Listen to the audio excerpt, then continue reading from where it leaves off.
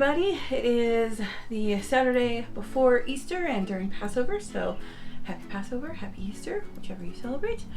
And we are going to make a French toast and bacon breakfast. So let's get going. I preheated my oven to 375 and I'm going to put the bacon in and then I'm going to get mixing the French toast. So good morning and here we go. Okay, so we are doing all the bacon on the pan, and this way I have slices left over so that I can put it in salads or sandwiches or whatever else I want for tomorrow or the rest of the week. Okay. So into a nice, very hot oven, as you can see.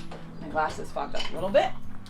And now let's get on to making our dipping for French toast. Right, so we're doing 6 slices of French toast. That should take about 3 medium to large eggs. I'm also going to use that awesome buttermilk that I got from the butter video, about a half a cup of that. And I'm also going to use about a 1/4 cup of half and half. If you don't have either of these ingredients, 3/4 cup of milk is perfectly fine. All right, so here we go.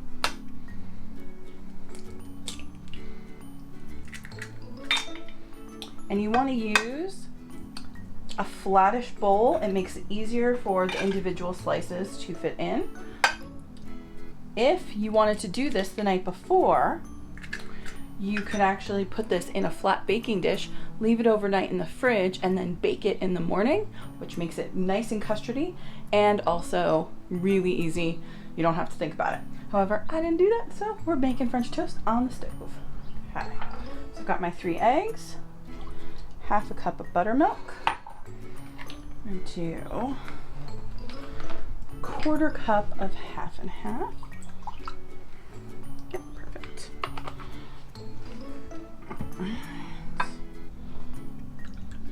There we go. And the reason I'm using half and half with the buttermilk is actually a skim milk because all the fat went into the butter, so I'm adding some fat back in with the half and half. Okay. All right, so we're gonna mix this up. Be careful as you mix this. You don't want it to go everywhere. Okay. Once you get everything combined, you can then add your seasonings.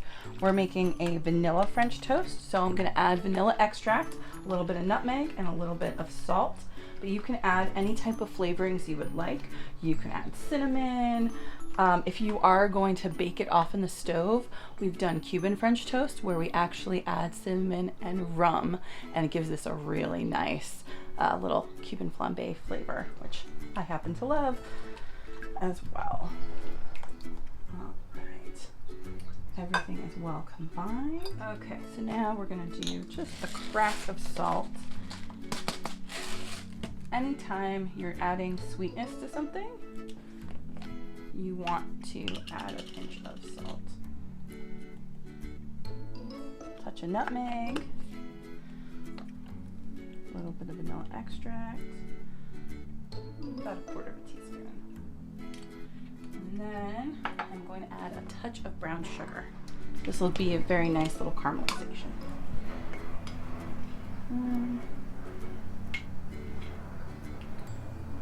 Okay.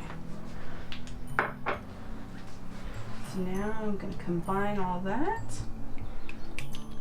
All right. Now, really good thing if you are going to use a pan, check while they're dry to see how they fit in together. This way you're not doing it while it's wet and your hands aren't getting sticky. So it looks like 3 fit in there nicely. So I'm going to be doing 3 at a time. Okay. The other thing is make sure you have a plate to put your French toast on. A quick peek at the bacon. Oh, they are sizzling up nicely. All right. Before you flip them, the easiest way to flip them is with tongs. 1, you won't burn your hand, and 2, it gives you a nice even flip. You want to make sure they're thoroughly cooked on the bottom before you flip them. It means you only have to flip them once and you don't have to open the oven as much. All right, so they're going good. Don't need to be flipped yet.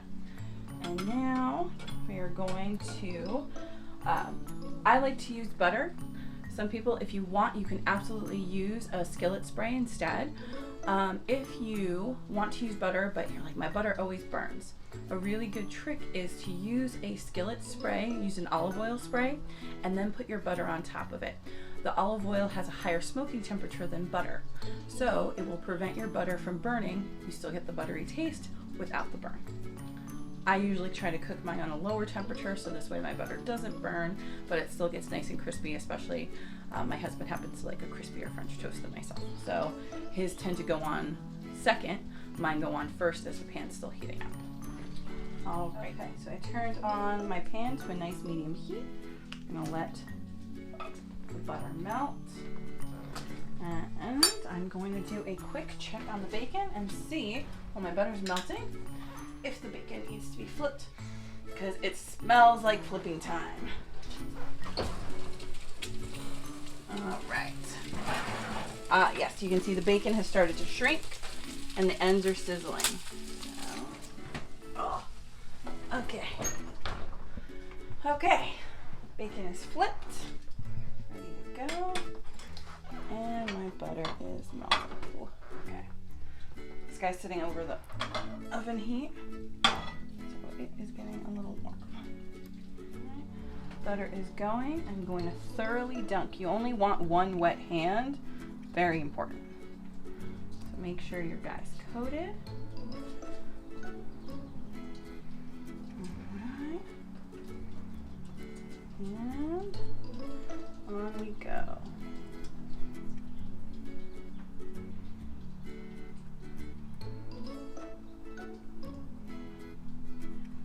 Alrighty.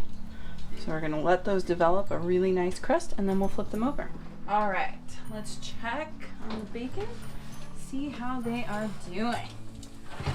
Oh, they look so yummy and crisp. They are ready to go. So you wanna have a plate, some paper towels on it.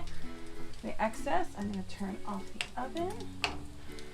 Okay. Oh, we've got some really crispy ones for my husband, which he will love. He loves really crispy bacon. And we have nice, not so crispy ones for me. Okay. Okay, a nice shot of that bacon. There we go. Beautifully crisp. Okay. So I'll put that in. And I can save that bacon grease to do something else with. I can make refried beans with it. I can use it in scrambled eggs to give it a little punch of flavor. It basically can be used for anything that you need a little extra flavor or some extra fat for. Okay. We have a nice light golden brown, which is how I like them. So I think these guys are done. And now that the oven is turned off but still warm, I'm going to place them in a nice warm oven to keep them that way.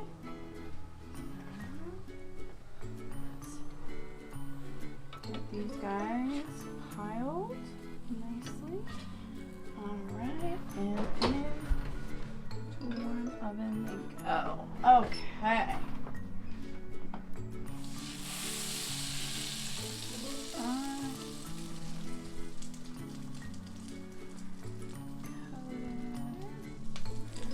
And in it goes. Alright. We'll check in when it's time to flip. Okay, these guys look like they're ready to be flipped. Let's take a peek. Oh, they are ready to go, and so that they get a nice golden crisp on both sides. I like to put a little bit of butter underneath each guy.